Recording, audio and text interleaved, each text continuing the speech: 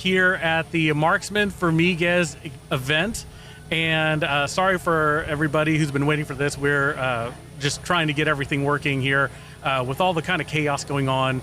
But I'm joined today by Andrew Bonner, right? Yes, sir. Trying to remember your last name. Andrew Bonner, deputy sheriff from Lafayette Police Department and avid shooter with us in USPSA. And I think we've been meaning to talk for a while, actually. Yeah. And thank you, number one, for being the guinea pig. Oh, yeah, no problem.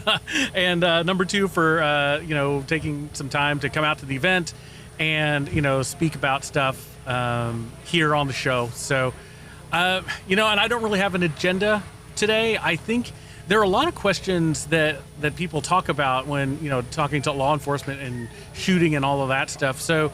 I guess before we dig into it, you want to just give a background how you got into law enforcement, and then how you found USPSA, how you found our club, and all that kind of stuff. Yeah, so I'm Andrew Bonner. I work for the Lafayette Parish Sheriff's Office. I'm a full-time firearms instructor for them right now. Got into law enforcement about 15 years ago now, so okay. Right in 2010, so 14 years ago. Started out working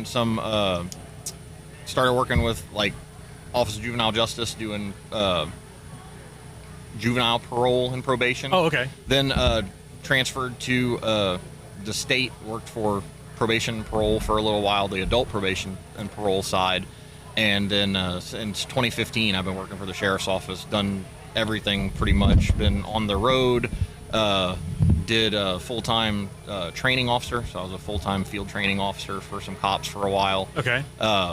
Went back on the road as a supervisor, and then they pulled me into training. I've always loved shooting. Shooting's been a passion of mine since I started in law enforcement. It was always a goal of mine to become a firearms instructor, and the sheriff's office allowed me to do that, thankfully.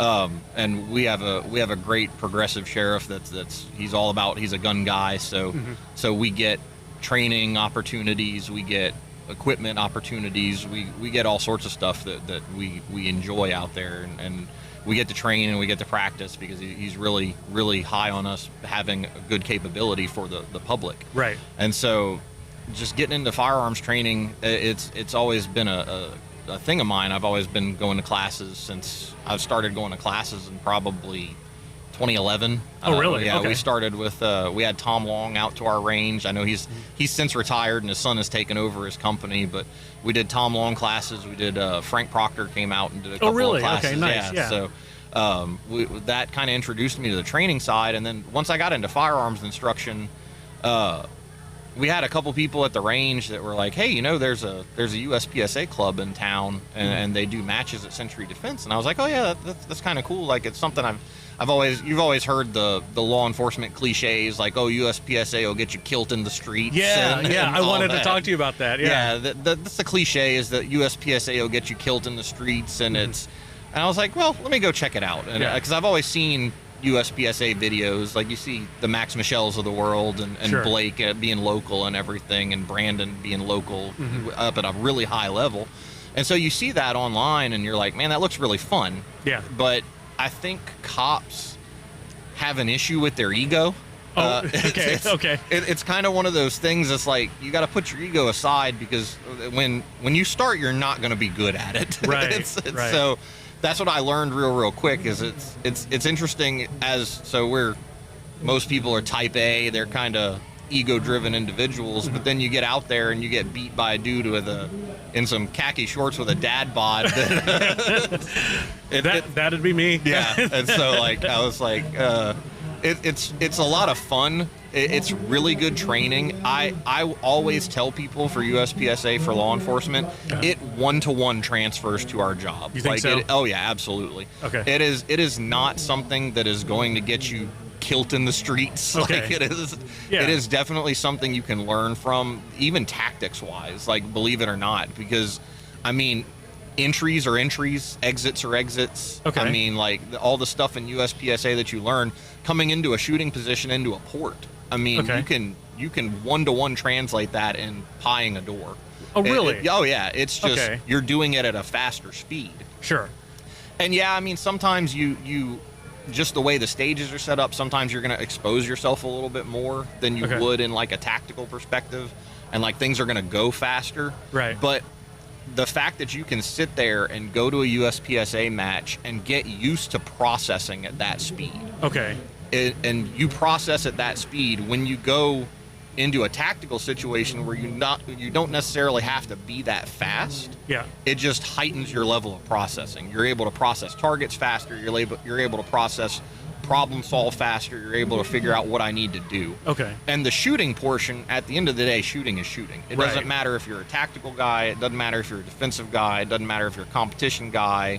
Shooting is shooting. So anything that's going to help me be able to train shooting accurately at speed is a win. Yeah. I mean, it's law enforcement. I think we get stuck in a loop or something like that if you're not a cop or you weren't military, you can't teach us anything in shooting, and that is the exact opposite. Right.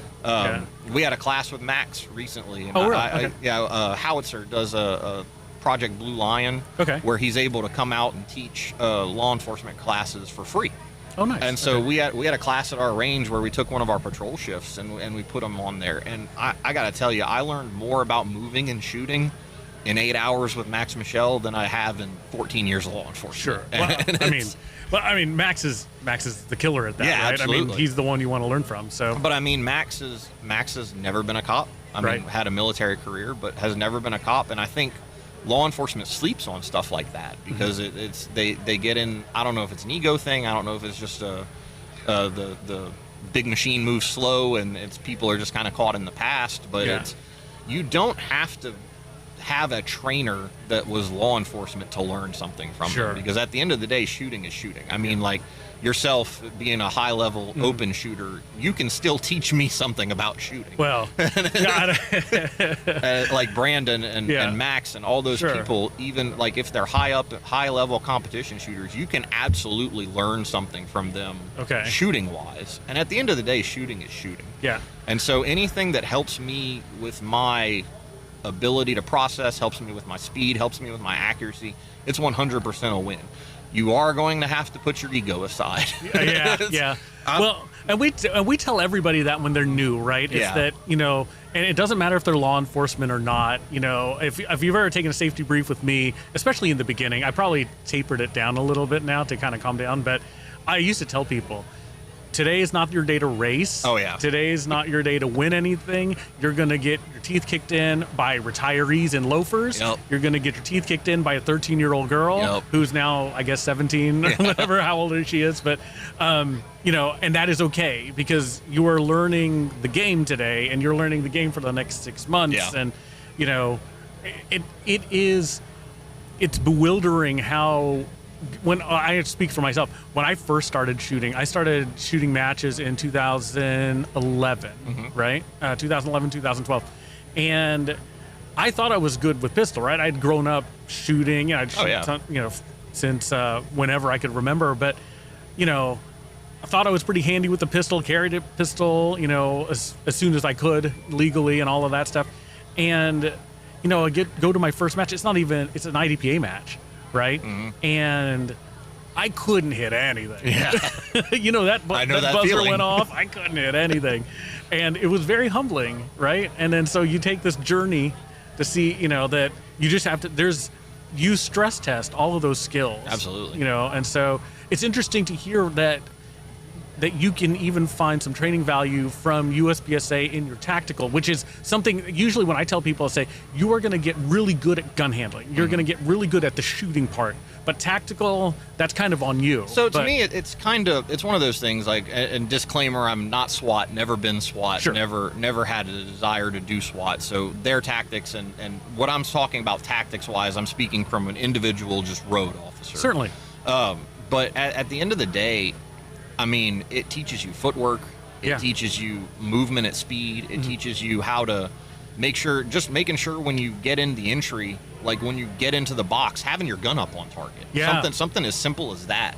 I mean, so that's even important in the police world. Yeah, absolutely. Okay. Let's say we get an alarm call or something like that, and we find a door kicked in. I mean, we're not we're not holding the perimeter and waiting for SWAT. Like we have to go in and clear that house. We're gonna get 1 or 2 deputies together, and we're gonna go in and we're gonna clear that house. Sure. And so just your footwork moving through a house, like just your footwork, working corners, things like that. It's you can bring that back to USPSA. I mean, when we have USPSA matches where we have a hard corner on a wall or something like that, sure, you're going around that corner. You already know where the targets are, obviously, right? But right. you're going around that corner. The angle that you get to be able to get that exposure first on a target, it's the same thing in real life. Oh, really? I mean, it's the same thing. You're playing those angles to expose as little of your body as possible when you're going in there, and you're playing those angles to get a shot on the target before it gets a shot on you. Right. And if you think about it, in USPSA, that's exactly what you do when you look for a stage prep. When you're going through stage prep, you say, oh, well, if I take this target from this port along with this other target, I can make my stage a second and a half shorter. Right. It's the same thing with law enforcement. You just have to be able to reconcile the two in your head. Yeah. Okay. And I think it helps a lot, especially for new people starting out in law enforcement, because tactical training is only so much of what we do. Right. And so USPSA is a great way for you to get into something that at first it's kind of stressful. So like match stress is a thing. It is a thing. So it is a thing. Training under stress is always a great thing because it shows you what you're capable of just in the moment. Sure. Max had a saying, and we've taken it to heart. He told us this in class. He's like, the instant the buzzer goes off, you are who you are. Mm-hmm. I mean, you're all your prep, all your everything. You are who you are when the buzzer goes off, and we've kind of taken that to heart, sort of in a law enforcement perspective. Being like, the day that gunfight comes, you are who you are. Sure. The amount of training you've done, the amount of everything you've done, hopefully it's enough. Yeah. And that's why I say USPSA is one of those things. It's you can get in there, you can train under stress, you can stress test your equipment. Yep. I mean, like when I come to USPSA, everybody makes fun of me because I have a bunch of stuff on my belt. They're like, you could be faster if you took some of that stuff off your belt. But I train how I fight. Like I train with my duty belt. I train like, if you see me at a USPSA match, I have pepper spray, I got handcuffs, I got everything. I'm running out of a retention holster. Yeah. I'm not running out of a gamer holster. My gun still has my flashlight on it and everything. Yeah. So I'm not gaming. I'm not doing anything. I'm training how I fight. I mean, I think I'm okay at it. I mean, you're pretty good. Yeah. I mean, so I'm into B class in USPSA now. Oh, so nice. Congrats. So I'm chasing A class. I'm starting to get some classifier runs in that low 70% percentile. So I'm like, okay, I can see A class coming. Sure. So, yeah. So it is definitely a game, and it's definitely something you can learn to play the game a little bit. But it definitely, even learning to play the game, I can see a lot of improvement in just my shooting ability, and I can see a lot of improvement in my ability to just problem solve. Yeah. Like, if you give me a course of fire right now, it's like, oh, I can do this, like my entries are, I can enter into this position real quick. I can shoot these targets here. It's like, it's just the processing speed comes up. So if you're a cop and you're thinking about doing USPSA, just set your ego aside, man. It's you can always learn something from anybody. And like the club has been incredibly welcoming. Like everybody there is there to help. And like immediately after my first stage, they're like, okay, bro, so we know you can shoot, but this is what you need to do better to get better at this USPSA stuff. And I'm like, oh yeah, absolutely, let's do that. Yeah, absolutely, yeah. So it's great, and you don't even have to be an above average shooter to start. No. I mean, you can get value out of it being a beginner shooter who just picked up a gun last week. I mean, we have people in the club or in the matches that come. They were coming to shoot at the range, and they're like, oh, sorry, the range is closed. We have league night tonight. But, hey, if you want to shoot this USPSA match and see where you're at, it's like, nobody's going to tell you, like, hey, you don't belong here. Nobody's going to tell you, like, hey, you can't come because you don't shoot good enough. There's always something to learn at every level. Even just, hey, like, maybe I need to learn better I need to get better at my splits. Like I'm shooting these targets with 65 splits, and this dude over here is rolling like 12s. Like, how do I fix that? And everybody at the club is, I mean, we have the safe area in the back. I've seen people, and I've done it myself with new people. We'll go back there and be like, hey, your grip's not the best. It's kind of keeping you from being able to do this and this. And we'll take you back to the safe area, make sure the gun's unloaded in a safe direction and everything, and be like, this is how you can grip a gun better. Yeah. And then the next stage, you can go out there and stress test it. Absolutely. And so it's like real-time feedback for some training. So it's not just cops. I try to recommend to everybody I know, like, hey, come shoot USPSA with us. Yeah. It's fun. Yeah. All you need's a holster and a couple mag pouches. Exactly. Well, and you really don't even need a holster. Yeah. Like, and once you start out, I mean, bring your gun in the bag or whatever you have. Yeah. Right. Somebody's gonna have something you can use. Exactly. Well, and I mean, you know, our club, you know, you're gonna show up even if you have the wrong gear. People are gonna shove a gun in your hand. Yeah. They're gonna give you ammo. Like, hey, shoot my gear. Oh yeah. You know, do whatever. Mainly because they want you to say how good their gear is, right? Yeah. But you know, I mean, very giving. Our club in particular, very generous to, you know. I mean, it's almost like if you tell them you're new and you're open to information, you're going to get 10 classes worth of information for free.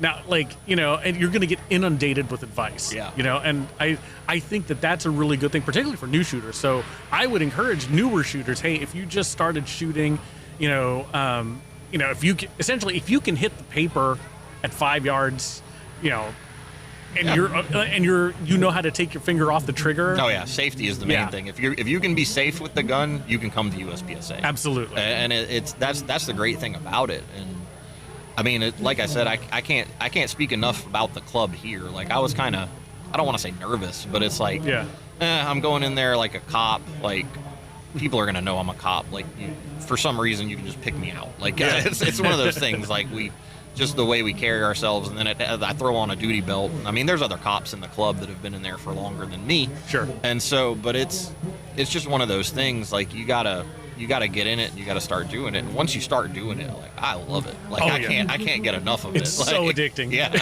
I can't get enough of it. I like I just like the stress of it, stress testing everything. Like, you think you have all these abilities, and then you go in there and be like, well, let's see. Let's see if I have these abilities that I think they have, and sometimes you will, sometimes you won't. Yeah, yeah.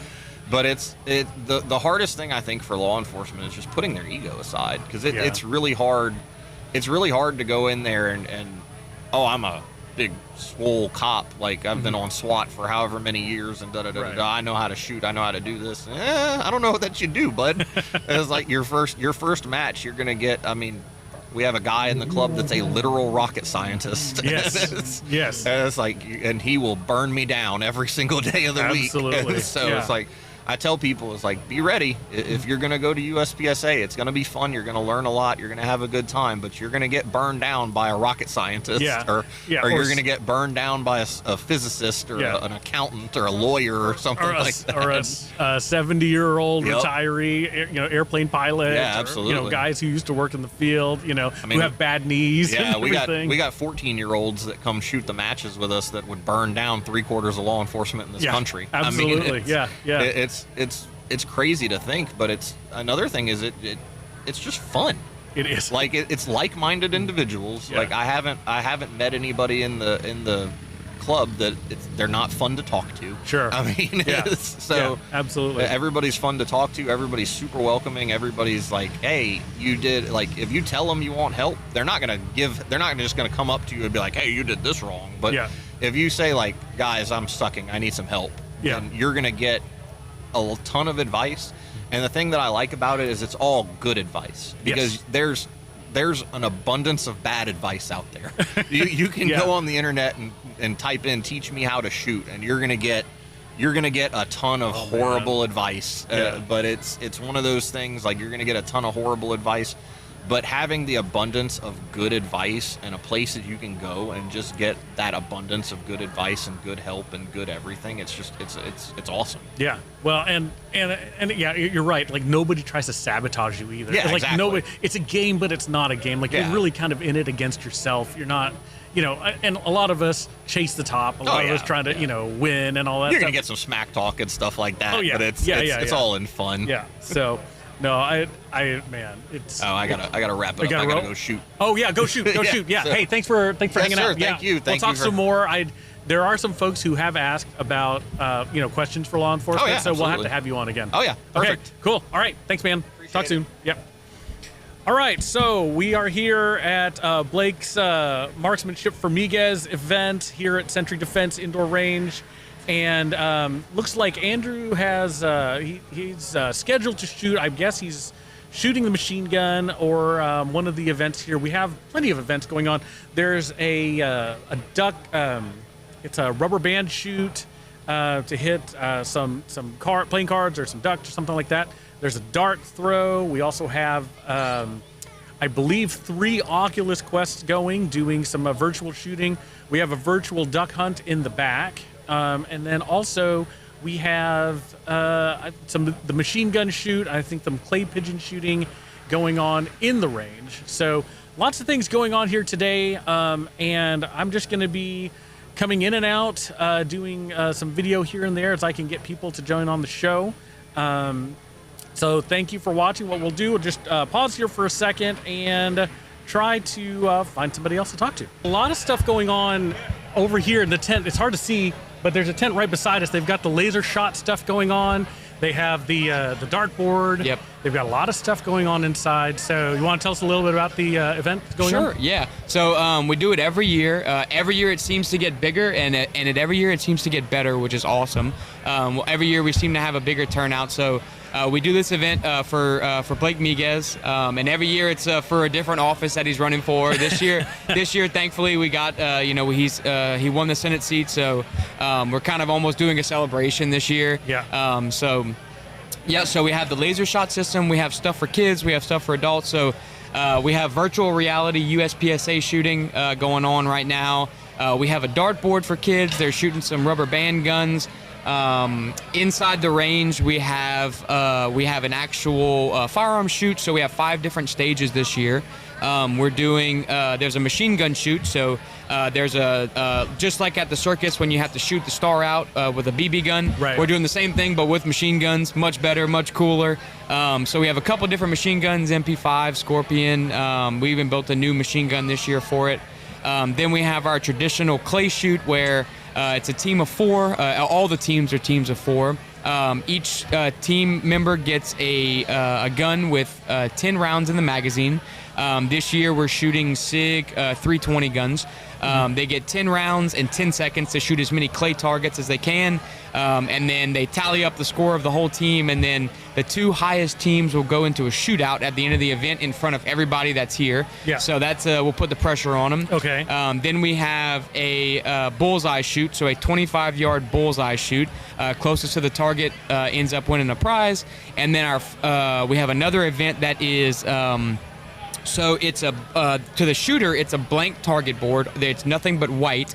But on the other side of the target, there are numbers that are sporadically put all over the place. So they randomly shoot the target in 4 different places, one shot per team member. Right. And then they turn it around, and you'll see what number you hit. You add those numbers together, and that's your team score. So kind of a luck of the draw event, doesn't require any skill whatsoever. Gotcha. And then this year we have a 5th event, which is our laser shot system. It's a duck hunt. Yeah, I saw that. Yeah, so you see, so they're shooting however many ducks they can in the allotted time period. So a lot of different opportunities to win prizes and a lot of different skill sets. You don't have to be good at shooting guns. Some of them aren't even guns. It's the virtual reality stuff. So, and then we have all kind of door prizes, some awesome prizes that people donated. We have ice chests, we have guns, we have gun parts, we have all kind of stuff. So awesome turnout, awesome event for an awesome cause. So yeah, it's like I said, every year there's something added, and we put the pressure on ourselves, but we love it. We love it. We love it. No, so here's a question. So I know there was a lot of marketing going into the beginning of this, and people signing up early. Is this the type of event where we could drive up and show up and shoot, or are we pretty much closed for the day? So we're closed for the day. Anybody can drive up and attend. Sure. It's $25 to enter, but the team events are set. They're set before the event. It's basically a sponsorship. You're paying for a team, so like if a company wants to have a team that shoots, they pay a sponsorship fee and they get a team. But that's set before the day of the event. But anybody can show up, pay the $25 to get in, and you can do the virtual reality shoot, you can do the rubber band shoot, and you can go watch the shooting inside of the range. And the storefront is open for the day as well. So you can come meet everybody, talk to everybody, but the actual team events are set before the event. So next year, if you want to get in on it, make sure you get in before the event starts, get yourself a team, and get in there, because it is a lot of fun. And every year we have more and more teams. Yeah, well, I mean, and I remember the very first one, and this, you're absolutely right. It just keeps getting bigger and bigger every year. The fact that we do have 2 virtual shooting events, but the thing that's interesting is that one of the virtual shooting events with the MetaQuest headset, we have 3 of those going on at the same time. Yeah. So it's a lot of fun. It's insane. Yeah, for sure. Super successful event here. If you guys haven't signed up this year, just put it on your calendar for next year, or at least watch the Facebook page. Century's Facebook page always gets posted there. Watch out for Blake's socials, Blake Miguez social on Twitter and Facebook and all that. They're always posted out there, and they'll get your stuff in there. Yeah, we start advertising many months in advance because, again, it's a really big day, and everybody that comes has a great time. We have food.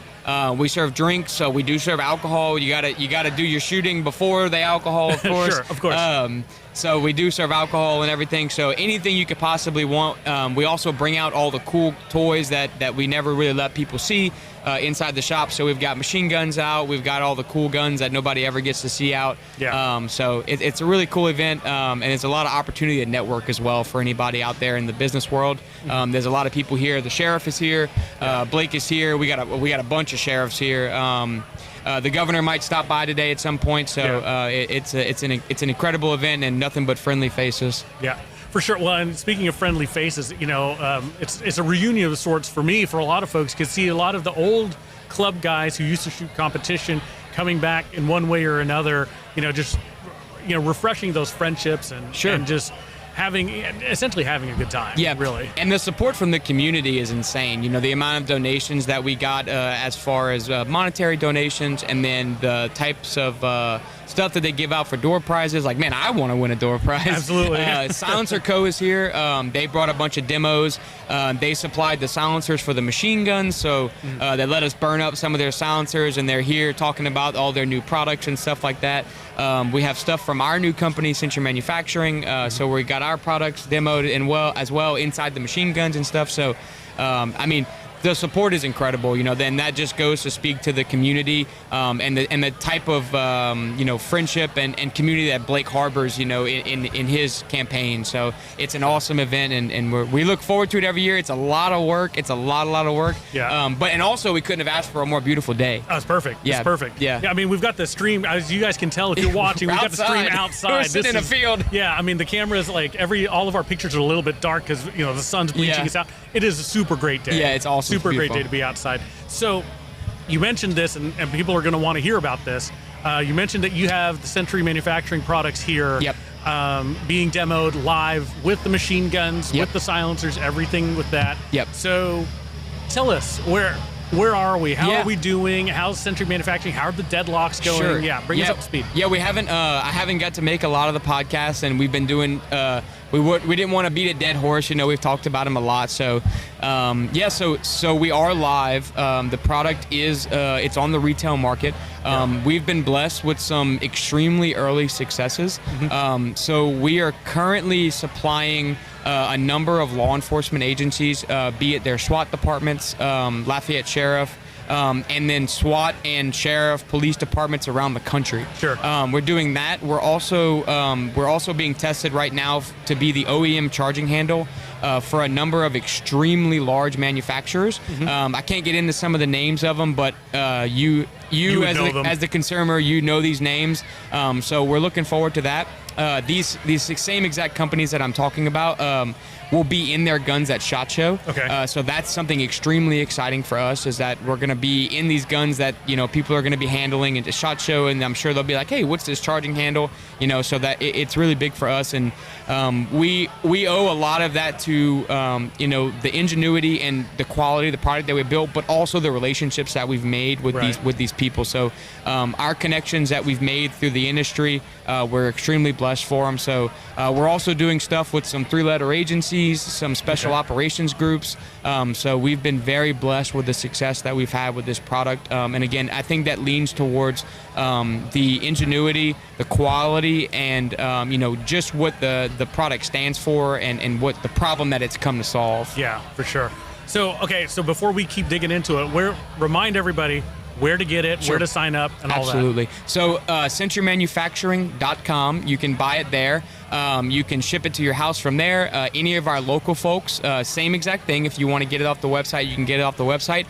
They are for sale at Century Defense in the storefront, and you can buy it on Century Defense's page. Okay. Century Defense's page is also now linked through Century Manufacturing's page. Okay. So if you go to Century Manufacturing's page, you can. There's now a button that says, "Hey, I'm a local. I want to pick it up at Century Defense." It'll automatically redirect you to Century Defense's page. Okay. You can pay for it there and just in-store pick up it, or they're for sale in the showroom now at Century Defense. So they're all over the place. Yeah. And we're trying to get into distributors, and we're also going to be, for any of our locals, we're going to be in all of your local stores very soon. And any of our out-of-state guys, ask your local gun shop about us. Have them contact us, reach out to us, because we'd love to get into their shops. And we are seeing some shops reaching out to us saying, hey, we want to put this in our shop. So get them to reach out to us. We would love to supply them with some free samples to test in their rental guns, and supply them so that way you can get it in your local stores. Yeah, for sure.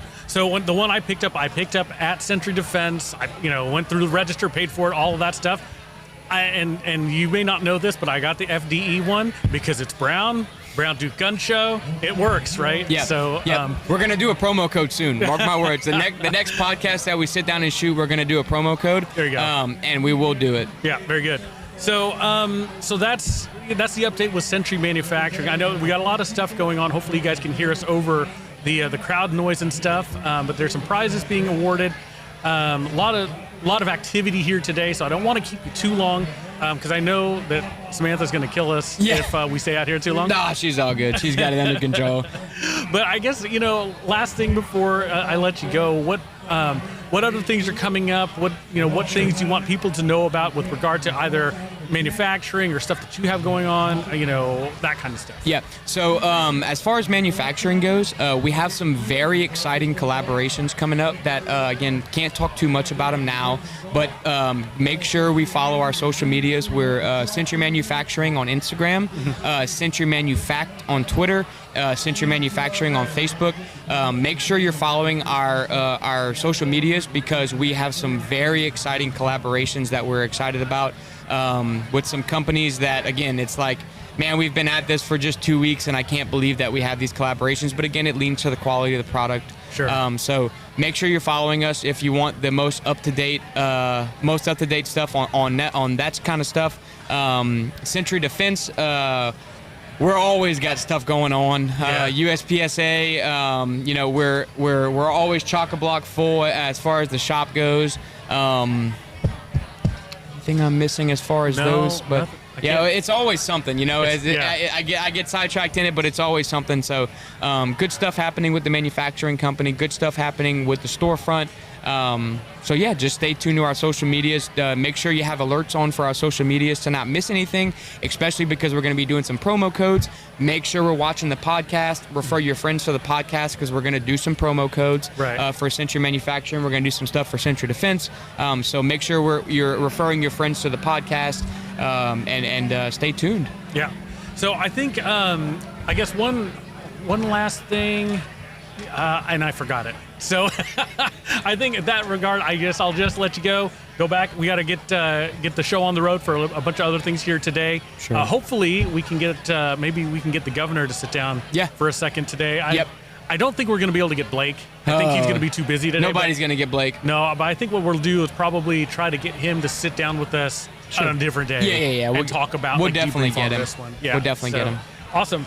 Well, very good. We'll let you go. I think we're going to go back on pause. Thank you guys for listening so far. We're going to find some more guests. Hopefully, I can get Brandon here in a second. Yeah. I just saw our photographer, Kane. Maybe we can get him to come sit down and he can share his experience with.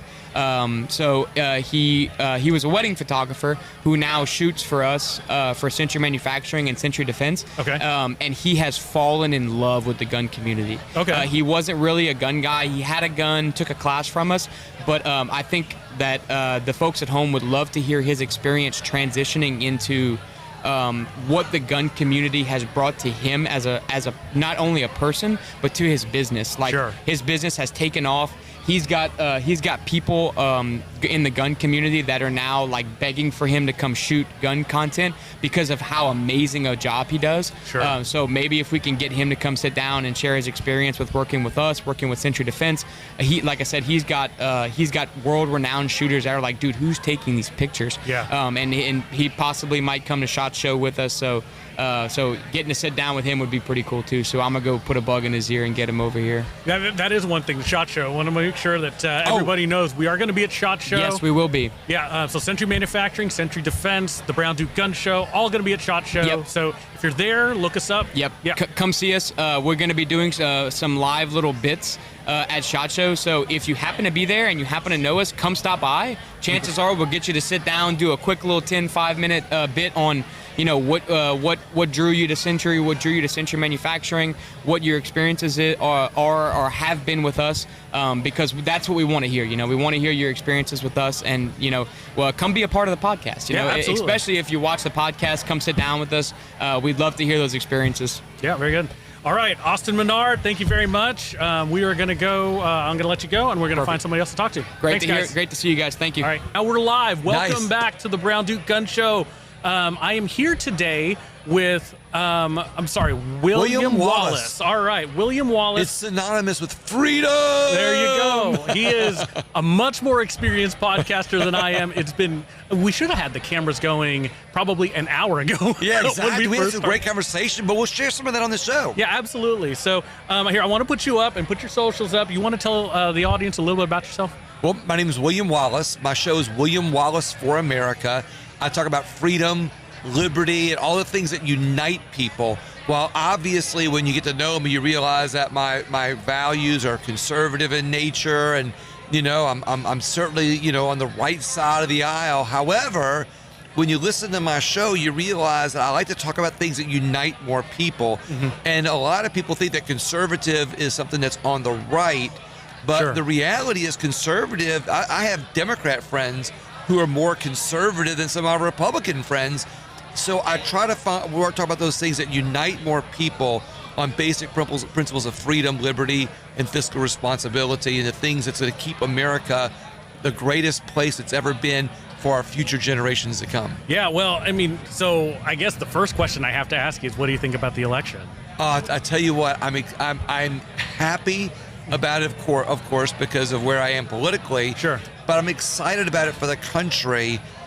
Most importantly, even bigger than all this, I welcome the opportunity over the next year to 2 years to really, truly show people that we're against Trump and that we're against the politics in the conservative space, that these principles are good for them also. Sure. They're fearful. So I'm excited about the opportunity.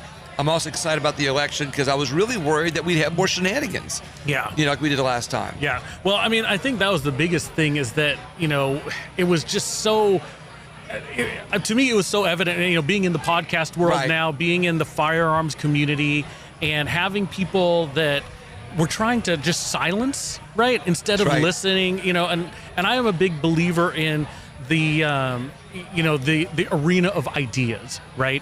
And you combat bad ideas with better ideas, right? Right. And I felt like it was really one of these situations where one side was really trying to just quash and silence and get rid of dissenting opinions, and to me, that was what the election was about. That's right. For me, I So- welcome dissenting opinions. Yeah, absolutely. Because one, it promotes what our Constitution stands for, the freedom of speech. It two, very often can help us find solutions even on the conservative side. And people say, well, Democrats and those left-wing Democrats, their ideas are horrible. And while I certainly agree with that, sometimes when you allow them to have their say, you find where the gaps are, where the holes are, where the solutions can be. And sometimes you find a component that makes your conservative solution even better for everybody. Yeah, absolutely. So, okay. Educate me about your podcast. You've been doing this for a while now. Quite a while, You've been on the radio for what, 10 years, you say? I've been on the radio for 10 years, podcast for about 3 years. I've been on the radio in New Orleans for quite some time.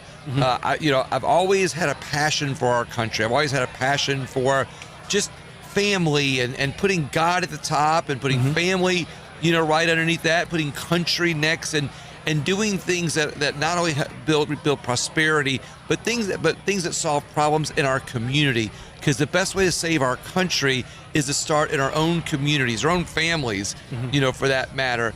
And so I went on the air to be, actually, the funny thing is I went on the air to be the next right-wing conservative talk show host. Oh, really? Okay. Yeah. So when I went on the air the first time, I was just talking all the Fox News talking points. Sure. And then I ran for office. Oh, you ran for office? I ran for state rep 5 years ago. Okay. And I went on, and I was knocking on every single door, ready to talk those conservative, right-wing values. Okay. But as I talked to people, and I talked to Democrats and libertarians and gay people and and interracial couples and black people, people different from me, I started realizing how much we have in common. Sure. When you put politics aside. Yeah.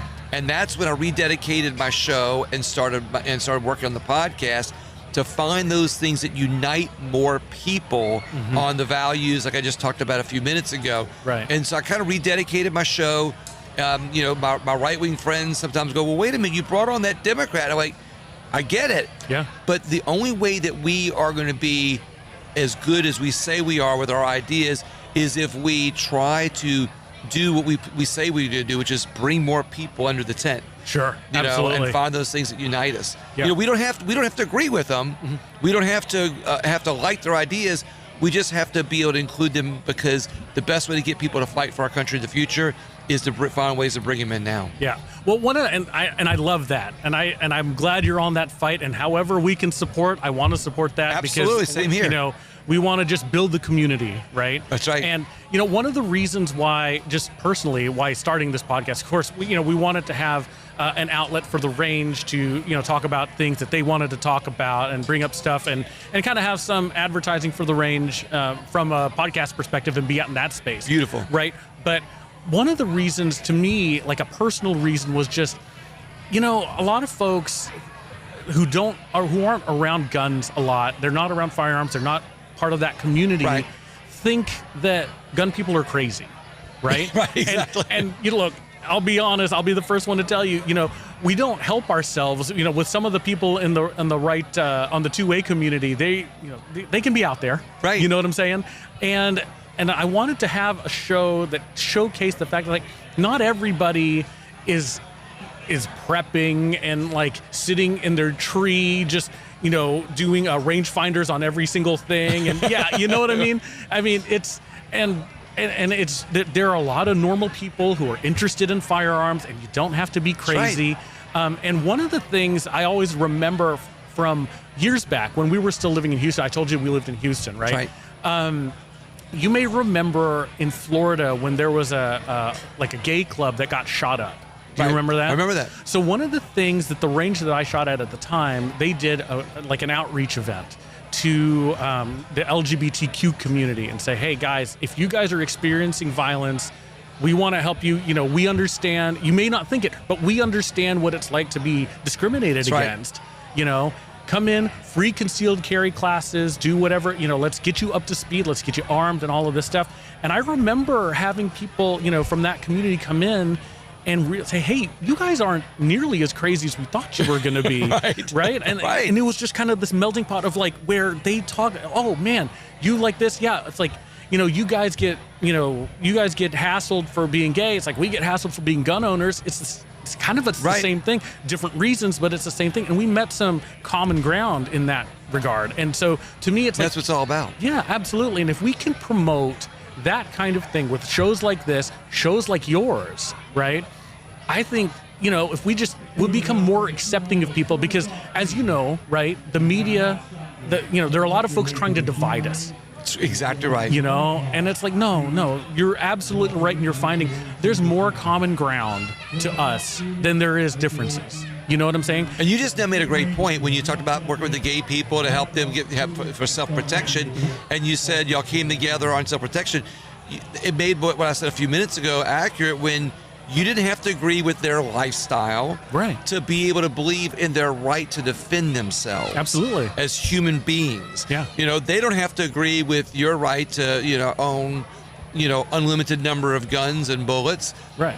But they agreed with you enough to say, hey, you can teach us how to defend ourselves. Right. And y'all come together, and that coming together, for a moment on something, not only it strengthens the community, for everybody to have a safer place to live, it actually respects freedom on all sides. Sure. Yeah, acceptance. Right. Acceptance. And just, hey, it's okay if we're different. Exactly. You guys do your thing, we'll do our thing. I got to take the gun out of my hand before I put it in the Bible, but Yeah, absolutely. Yeah, exactly. And that's the thing. It's like, there's no judgment, right? Correct. There's just, hey, you guys, you do you, we'll do us. Right. And we'll leave each other alone, and we can be happy, and we can be neighbors, and we can do all of that stuff. Exactly. So... Great point. Yeah, so thank you. I think I want to get into a lot of things, right? I mean, I bet we could talk for hours. Probably so. But the thing that you led with when when you introduced yourself to me with this crazy story about you getting carjacked. Yes. So what happened there?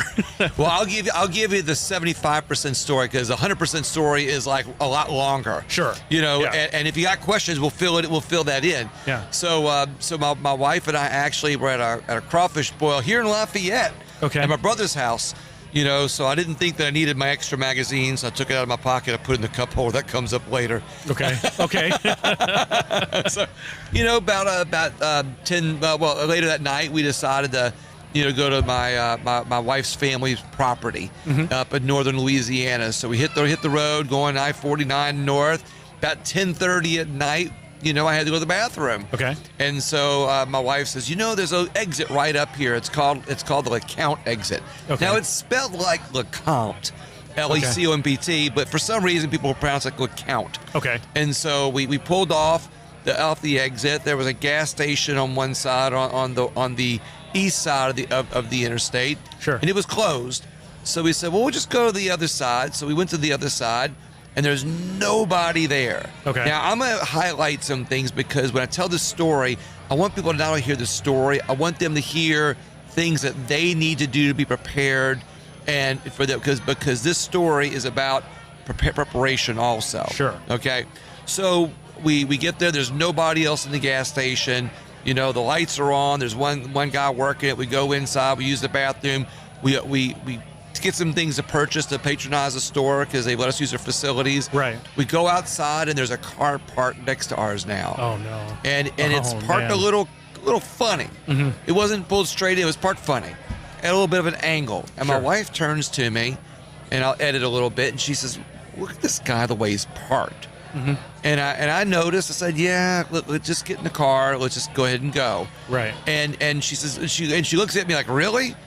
And I'm like, "Yeah, just get in the car." Now she wanted to drive, so she was getting in the driver's seat. Sure. I got in the passenger seat. I close the door, and I hear a male voice.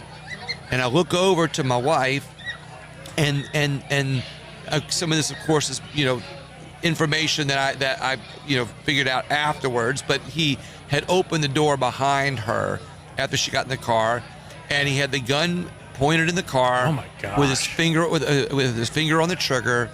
Because again, training. Right. When you're trained as a gun person, to point out, when they think we're gun nuts, most gun people train how not to be in an incident, how to be aware. Either way, so he's got his finger on the trigger. He says, "Get out." He says, "Give me the car, or I'll kill you. Okay. Don't make me kill you. Get out. Give me your car."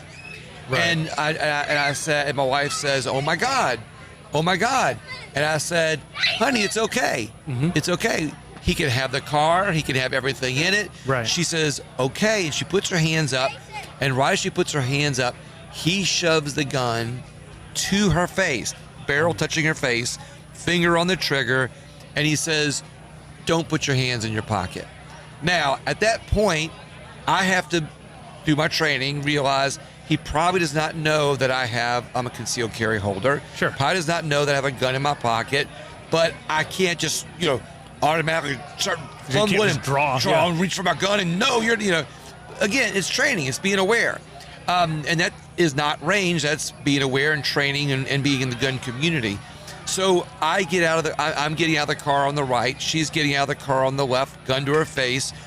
I, without moving my right arm, sneak my right hand into my pocket. Okay.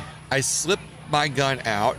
I've trained training. Mm-hmm. I've trained myself that if I've got one in the chamber, the safety's on. Right. That's how I would carry. So I know I got to flip the safety off. I know that is how I've trained. That there's a bullet in the chamber and the safety's on. Flip the safety. I'm not moving my hand. I keep my hand at my side. We stand up. He now is using her as a human shield. Okay. And he's got the gun in the back of her head, and I have to make, at that point, I don't show him that I have a gun. I'm not bringing my gun up because I look over, I don't have a shot. Right. Because you're training, you're aware. So I look to my right. Do I have a way to get away? I do. I have a corner of a brick building right, maybe 8 feet from me. Sure. I could have just been done out of there, and gone away. But again, not going to leave my wife. So you're always reevaluating when you've been trained when you train properly. You're hanging out with those gun nuts, right? Absolutely. Yes, sir. You don't learn. The gun nuts aren't talking about how to kill each other or kill somebody. The gun nuts are saying, hey, you need to train better. You need to do this better. You need to be aware of this, aware of that. Mm-hmm. And so from that, I'm not going to leave my wife. I look back over to her. Well, at that point, he had thrown her to the ground. Okay. And I see him lowering. I'm watching his shoulder. I'm watching his arm. He's lowering the gun to her back. Now, my wife will later tell the story. She says, I was looking up. I see him lowering the gun, and all I could do was just pray. I just prayed to God that I would go quick. Mm-hmm. And so that was the point when my gun was on my hip. I swung it up, over my body, across my body, over the top of the car, and in an instant second, just took a shot. Sure. Point and shoot. You're not at a range. Right. Hey, everybody, get your eyes and ears on. We're going to do a shootout here. Right. Hold still. Target, you boom, point and shoot. Right. And I took one shot, and either he saw me coming or he heard the shot. He then brought his gun on me, and he started shooting at me over the top of the car. Oh, my gosh. I take two more. I now got my second hand on my gun at that point. I get 2 shots off at him. While I'm backing up to get to the corner of that building, I tripped and fell over on a curb. Yeah. While I'm on the ground, he's shooting at me. I see a bullet go off to my left. I see a bullet go off on the concrete to the right. Just brick dust. I didn't see the bullet. Sure. I saw the brick dust. Yeah. So I'm making my way to the corner of the building to get out of fire while he's shooting at me. I kept trying to get up. I kept getting knocked back down. Yeah. I kept trying to get up. I kept getting knocked back down. I could not get on my feet. So I crawl to that corner of the brick building. I see my wife still on the ground. When I get behind the brick, I see a brick just fly off the corner. So I know he shot at me once behind the brick, over the brick wall. Right. But I looked down. I'm covered in blood. And later I realized I'd fallen in glass and got cut up. Okay. But I looked down. I thought I'd been cut, but I don't want to, I got shot. I don't want to leave my wife. I stand up in a burst of energy. I come around the corner. I know I have 4 more shots in my magazine. Sure. I see her on the ground. He's got the gun lowered to her again. Yeah. Because I'll tell this story in a second. So I take 4 more shots at him. He takes 2 more shots at me. Oh my gosh. I didn't know that his gun had jammed, which my wife. So I ran out of ammo. So I'm backing up behind the corner of the building. Right. And you're dry. I'm dry. And my wife will tell you that when I came back around and shot at him again, he shot twice at me. She says, that's when his gun jammed. He tried to clear it 3 times. I'm looking up at it and clearing it 3 times. She said, that's when I got up and ran inside. Okay. And she said, and so she got inside. He drives off in her car. He's got our cell phones in the car. Oh my gosh. So the short version of that is the police were able to track him where the direction he was going in. He took him on a 45-minute long police chase. They had to spike strip the road in Kinder, Louisiana. Oh my God. Caused him to wreck her car, totaling it in the woods. He evaded the police till the next morning, where they caught him. And the reason the police told us days later, the reason he wanted that he was going to end up killing us, is that he needed to get away because we were the 5th victims of the night. Oh my gosh. The couple before us, he shot the husband, killed their service dog. He shot at other people that night, trying to get their cars. Carjacked somebody the first time. Wow. It was his first carjacking, and the police said he needed to get away. Right. And he was going to kill you all to do that. Jeez. Wow. And so that's what happened. That's. Like I told you before off air, I am glad you're here. Thank you. Appreciate I'm glad that. Your wife JP. is here. Thank you. That's crazy. So from a training perspective, okay, now you're like the half of 1% of us citizens carrying that have been in an altercation. Retrospectively now, what do you recommend to people, from a training perspective, that, okay, now that I've been through it, here are the things that I recommend other people focus on? Absolutely. I love that. That's a great. No one's asked me that before. That's a great question, JP. Thank you. Sure. So one of the big things I tell people is, in your bedroom, unload your gun, take your magazine out, clear it 2, 3, 4 times, make sure it's clear. Sure. And put it where you normally carry your weapon for self-defense. Okay. Whether for women it's their purse, whether it's a guy, it's his purse. Yeah, could be. Yeah, could be. Wherever. His merce, or whatever the case may be. Yeah. Whether you keep it in your sock, your ankle holster, your pocket, wherever you keep it, and practice, taking it out. Don't try to rush out with it. Don't try to I'm gonna get this fast. Right. Just very casually, because you're very casually reach in, pull it out, and shoot. I mean, not shoot, but point your gun. Yeah. And just kind of feel those sights. See how they line up. Okay. Hold your gun sometimes. Just grabbing it, holding it in your hand, empty, of course. Sure. Because I can tell you, one of the biggest things at night is, one of the biggest things you can't do at a range. You can't draw and shoot, right? That's why I say, you should. Just you can't hear. You can't hear. You can't hear. Okay, well, we'll get into that. We'll a get little into bit. that. Yeah. But for the most ranges, you can't do that. But what you need to do but just having that gun in your hand gives you a feel for it. Because what happened at night was not only that I had never drawn and shot from the hip before. Okay. And I had to swing over the top of my body and just point and shoot and take a shot. Something, at that point. I've trained countless hours, on shooting in certain situations. But that exact situation, what helped me the most is never having to look at your gun and go, where's the trigger? Where's the safety? How do I flick the safety? Yeah, how do I flick the safety? Yeah, absolutely. I've done that. I just sit sometimes and just fiddle with it. Sure. And that way you're subconsciously connected to your gun. Because because I can tell you, I never looked at my gun that night. Okay. I took it out, flipped the safety off, had my finger on the trigger, ready to go. I knew exactly everything about it because I felt it. Right. Okay. Then when I fell down, I never dropped it. Yeah. As a matter of fact, the cuts and scrapes on my hands that I got cut up in the glass, where the handle of the gun, where the grip of the gun was the only part of my hands that didn't get messed up. Got it. Yeah. So that's one thing. The other thing is knowing when to shoot. I actually was not going to pull my gun on this guy.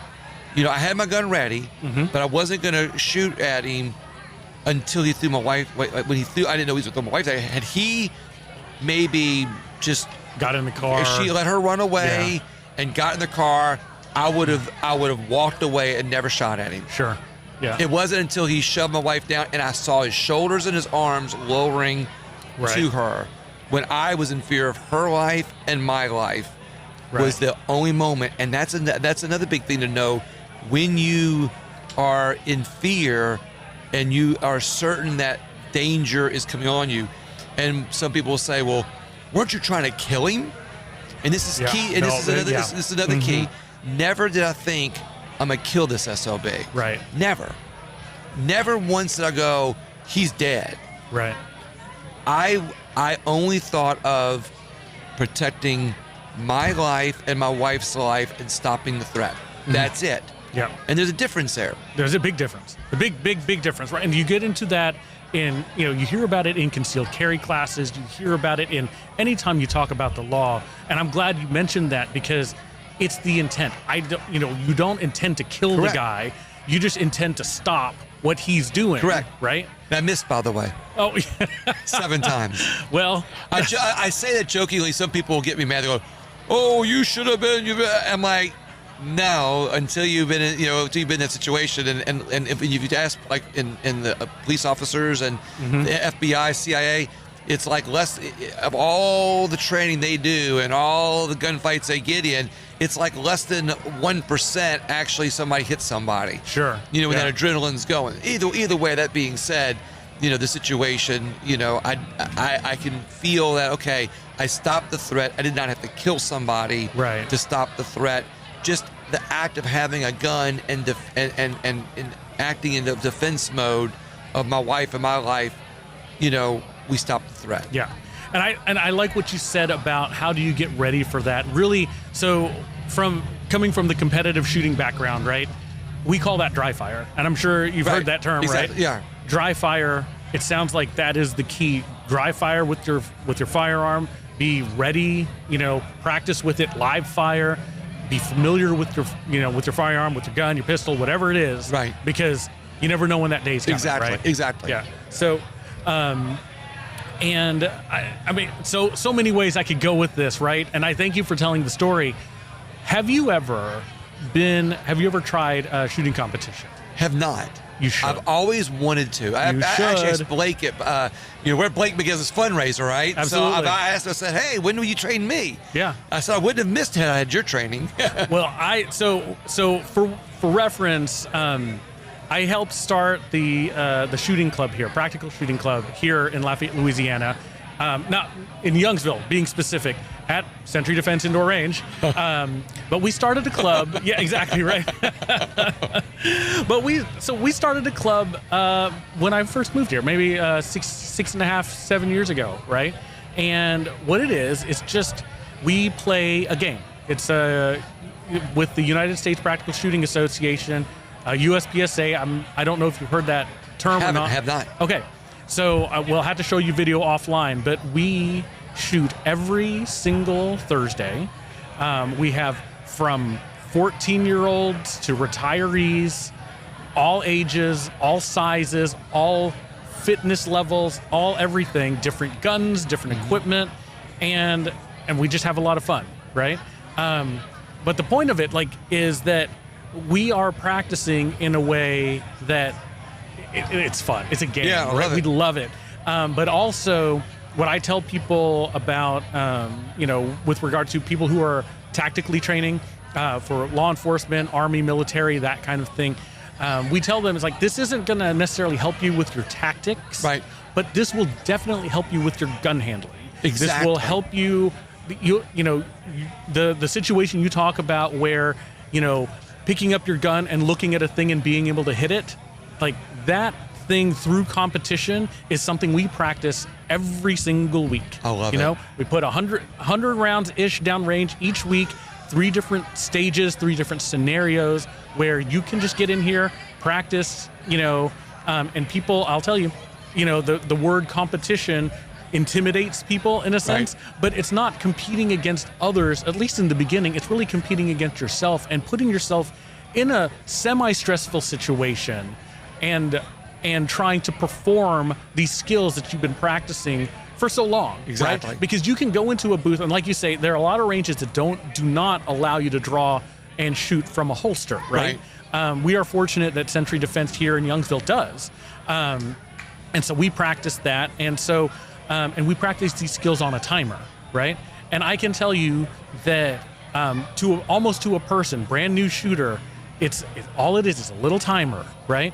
But if you've ever seen the movie Men in Black, have you seen the movie Men in Black? Yeah. You know that thing that they shoot, it's called a neuralizer? Oh, yeah, when right, they try right. to make them forget? Right. Yeah, so it's exactly the same thing. You hear this beep and people just, what do I do now? Right. You know, they'll draw their gun, they're starting to look around like, okay, what's next? And it's like, oh yeah, you know, go over here, shoot the things, and then go over there, shoot the things, right? Right. And you're on a time, and it's just, even just that little stress of having a beep, you know? Right, exactly. And you know that you're being timed and people are watching you or whatever, people freak out and they've never been in that stressful situation before. And they're saying, oh yeah, well, I can hit the 10 ring at 25 yards. It's like, perfect, let's put you on the timer.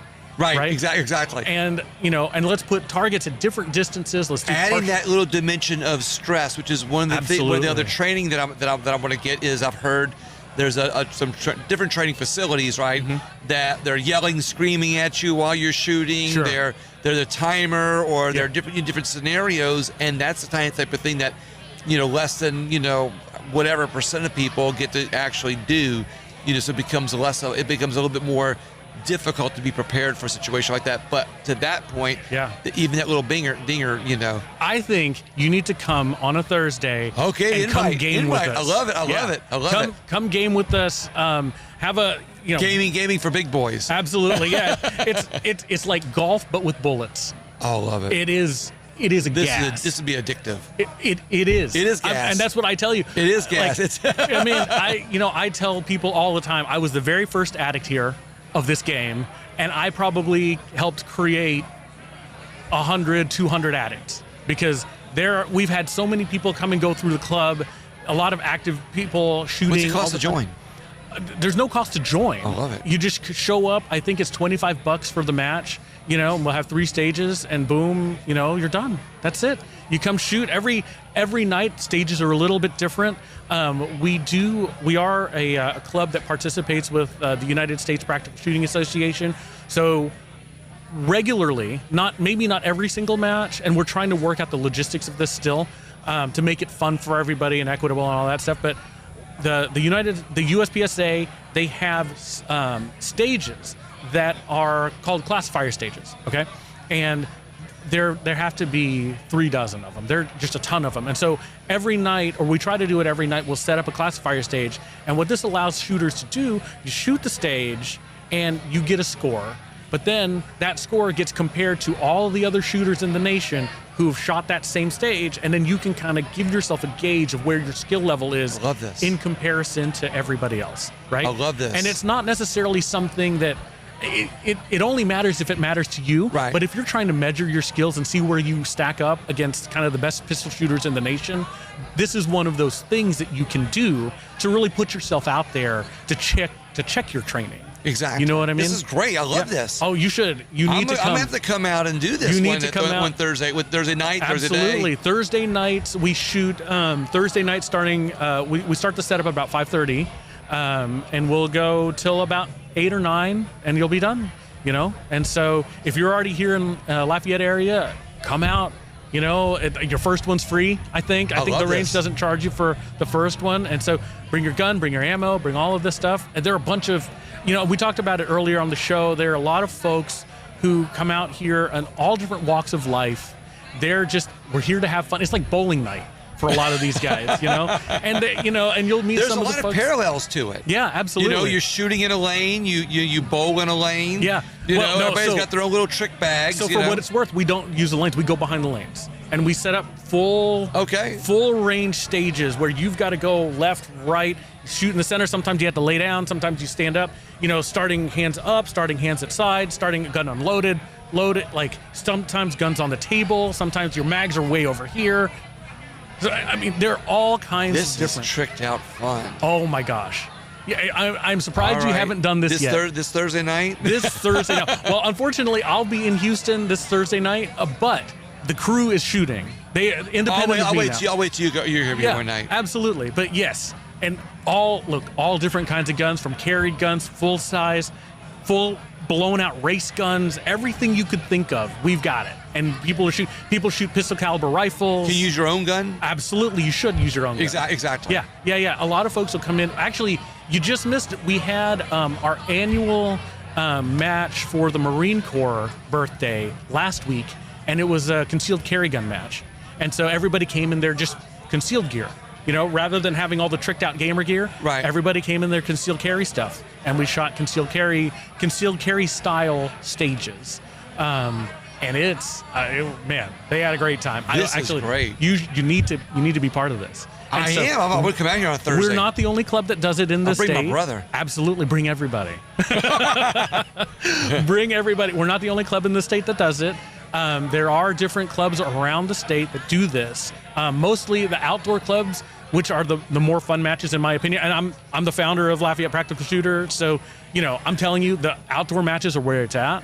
Well, right? you've just been here for a short time and you've done all this stuff. We have I gone love this, crazy. JP. You're like cool. Well, we and now I'm bragging. You should. You have a right to. Our club has some of the top shooters in the state. So, and our club guys, just by nature, you have Blake Miguez. We have Blake. We have Brandon. Max has shot with us several times. But even outside of that, our guys in different divisions. The fact that we can shoot every single week consistently, never gets rained out, nothing like that. We shoot all the time, and a lot of our guys are the top shooters in the state. When we go to the state tournament, they're winning their divisions. They're winning, going to the national level, succeeding at the national level in their classes and all of that stuff. People have really geeked out on this stuff here. And I'm not trying to. Does Jerry Mislick ever show up? Jerry has his own range. He's never shot with us for USPSA here, but he is still. So the state match, we used to have it at his range, and he would shoot. And so so we've shot with him. I actually have shot matches with him when I still lived in Texas. Around him. Right. We're not acquainted, but we're only acquainted because we shoot at his, where we used to shoot at his range for the state match. So. But yeah, he's this around. Is great. Oh man, you need to get plugged into this. I'm going to, yeah. If you're into training and you're into wanting to get prepared in different ways, this should be something you add to your training. Because in the regimen. event this ever happens to me again, I don't want to miss next time. Certainly. Now say that I don't want to kill. Correct. Correct. That's not where that comes from. But it's stopping. I stopped the threat without having to kill, so I'm happy about that. Yeah. Absolutely. But no, and I think to your point, and the reason why I brought it up with you is because the point you brought up was so good. You need to be good enough with your equipment that you don't have to think. You don't have to find where the front sight is. You don't have to figure out what the safety is. You don't have to figure out your grip. It's all just there. It's natural. What you're thinking about, and that's what we tell the police who come shoot with us. There are 2 or 3 law enforcement folks that shoot with us regularly, and we tell them all the time, the thing that this will get, that this will help you become proficient in, is that you'll never have to think about the shooting part. You'll never have to look at, okay, that guy is 15 meters away or 15 yards away, whatever. Where do I have to hold to hit that guy? Right.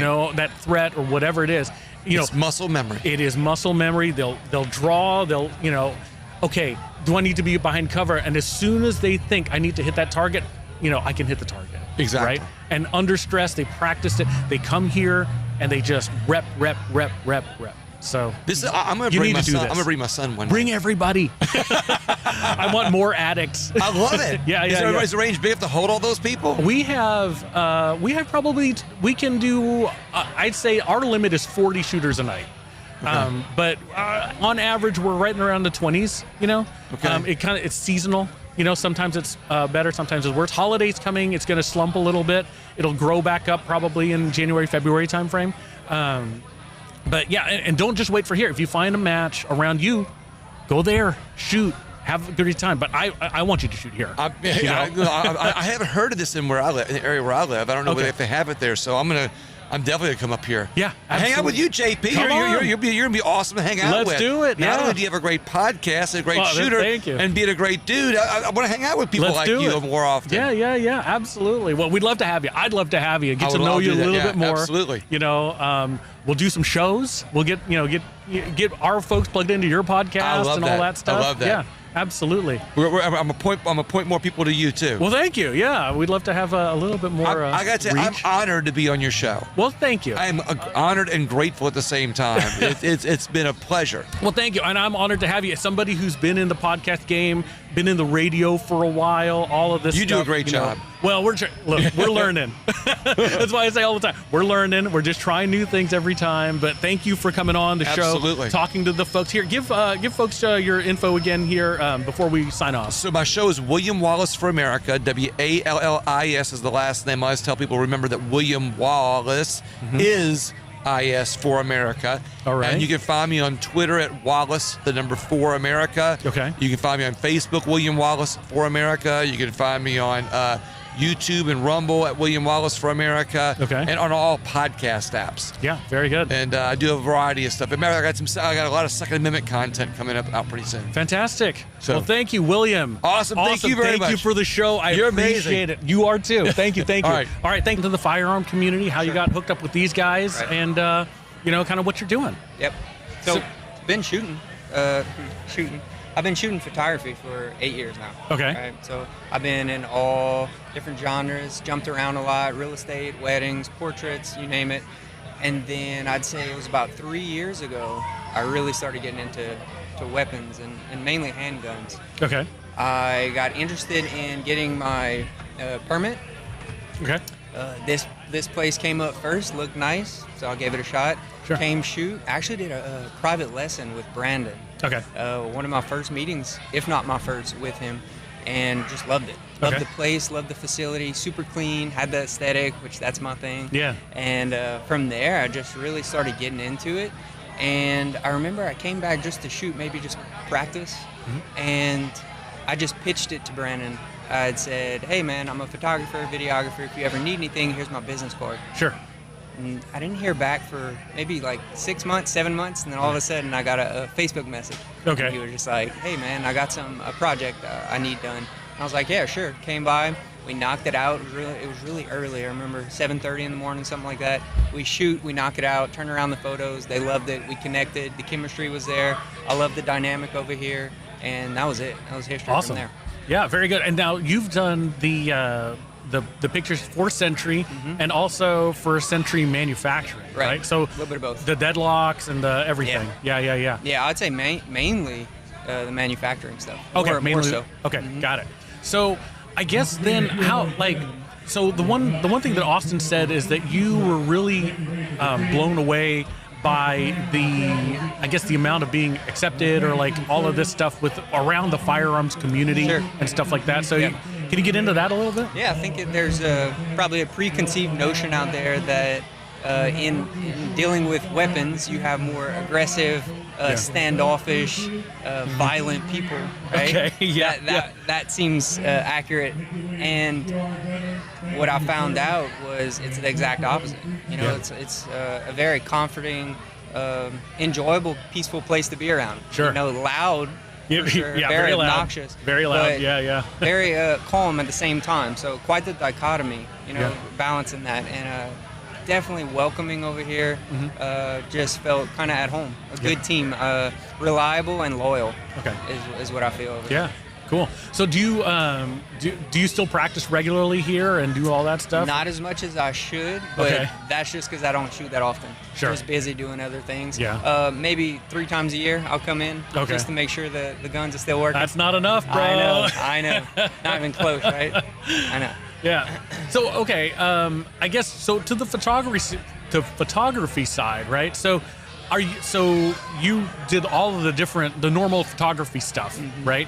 And now I guess the question is, what are you getting into now? Are you still doing all of the weddings and the graduation and all that stuff, or Pretty much anything that comes my way that's of interest, Okay. I will do. I'm all about kind of seizing that opportunity. You never know what door leads to the next kind of thing. Yeah. That's where I'm at. Where I would like to be is more involved with, I'll quote unquote say cooler things. Sure. Right? Yeah. I want to deviate from just portraits or weddings and whatnot. I want to do especially stuff like this. Sure. I like the more, I guess, masculine areas. But that's kind of my pursuit. That's where I wanted to head. Yeah. So are you like trying to focus more on the firearms community too? Is that like a? Yeah, I'm open for it. SHOT Show's a big interest. Okay. I'm thinking about going, getting involved there. I've never been. It seems like quite the experience. Yeah. So I think that would be a good way or direction to walk towards. Yeah, I know. I think especially if you take some photos at SHOT Show and send them around, you know, the word will get out. I mean, because clearly, you know, a lot of folks have seen your stuff with regard to Sentry and Sentry manufacturing. So I think it's really good from that standpoint. You're getting out there, right. You know, and getting mixed around in the community and these types of events too. Yeah, no, this is a great event to partake in. Have you been to any of the other fundraising events or any like the NRA stuff yet or anything like that? No, yeah. This is all fairly new. So I think I started maybe right over a year ago. Okay. So this is kind of fresh. We just jam-packed so many shoots in the past 12 months. With the release of Deadlock and whatnot, there was just so much content that needed to be made. Yeah. So it seems like it's been a while, but it's only been about 12 months. Is that right? It does seem like it's been longer than that. Yeah, I absolutely. mean, because I remember when they were saying that we have these photo shoots coming up, and I know it was you. Mm-hmm. We didn't meet till today. I knew it was you though. Sure. You know, because they were like, hey, can we use this? Can we use this? And I'm like, yeah, take whatever you want. Yep. So I mean, we needed the 240 frames per second. Yeah. So that's this guy. This guy. Yeah. So, well, cool. So then I guess, so you do photo, you do video as well. Do you do editing of video and stuff like that too? All of it, full package, whatever I can get on my hands, I will take on. If it's creative, if it's digital, if it has to do with aesthetics, I just love the arts. Yeah. So anything and everything. For sure. Well, then how, I guess a good question would be, well, how would people get a hold of you if they wanted to use you for something like this? So a lot of my clients, one, they're reoccurring, but then two, it's shaking hands, man. I mean, especially in this genre, I'm finding more than most is just connections, just getting out there, showing your face, handing out your number, your cards. Old school, but it works. Yeah. Well, do you want to give your phone number, email address, and all that sure. stuff? Yeah, So 337-459-0455. You can text me, call me, and then as far as email, it's my first name CAINJ Thevenot, THEVENOT, and that's at gmail.com. At Gmail? Okay, perfect. Well, I think for those who are looking for somebody to take, pictures, especially in the firearms community, you can go to centurymanufacturing.com, you can go to centurydefense.com and see a lot of your work. And I do know that there are a lot of pro shooters, at least in the competition circuit, who have seen this and they're asking like, who did these shoots and stuff like that. Your work is very good, but don't let me tell you, let the work speak for itself. Go out to the websites, check it out. Do you have a portfolio online anywhere? So what I do, I have basically Dropbox links. Okay. So I can send out whatever. Again, I try to keep it almost under the radar. Okay. If that makes sense. Yeah. I'm very selective on what I do. I've tried the other method, which is do everything, and that will run you into the ground mentally and physically. So I've learned to stay away from that method and go to more of how I feel. Sure. And I feel good here, so that's why I keep coming back. Yeah. Well, I mean, you do great work. We love having you, for sure. Appreciate it.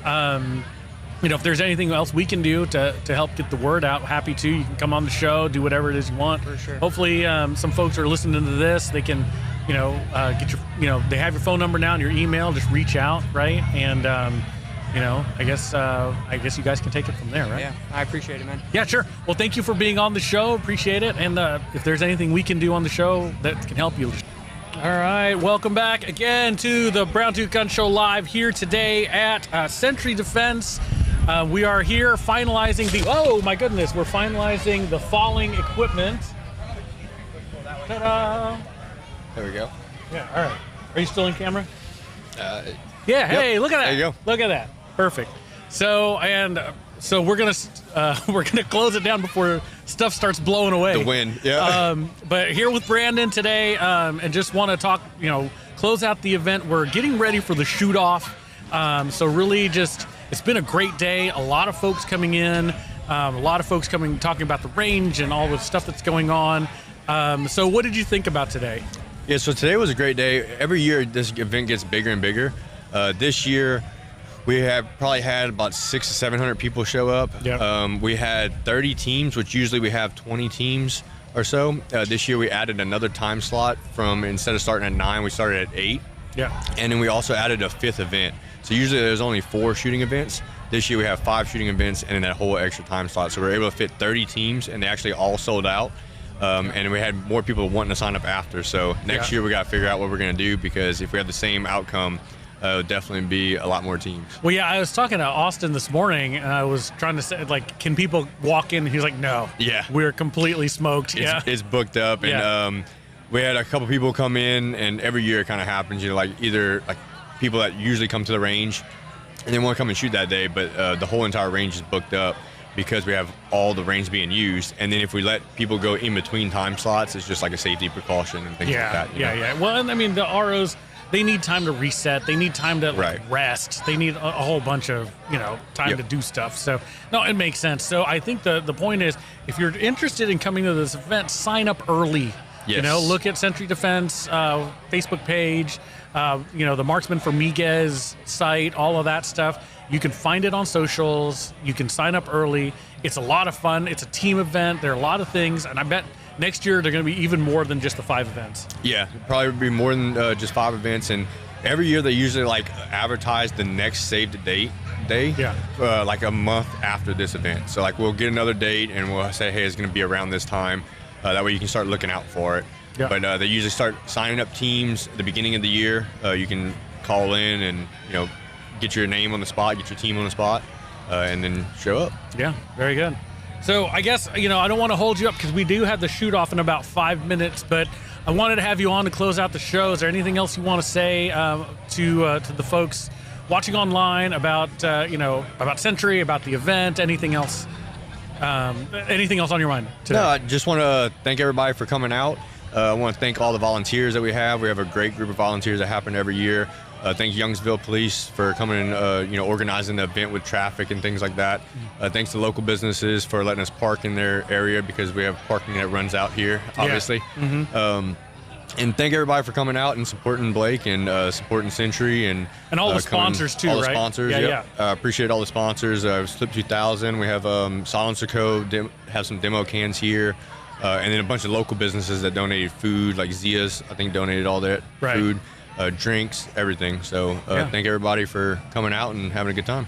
Very good. Yeah, and I think we'll hopefully get back to normal shows next week.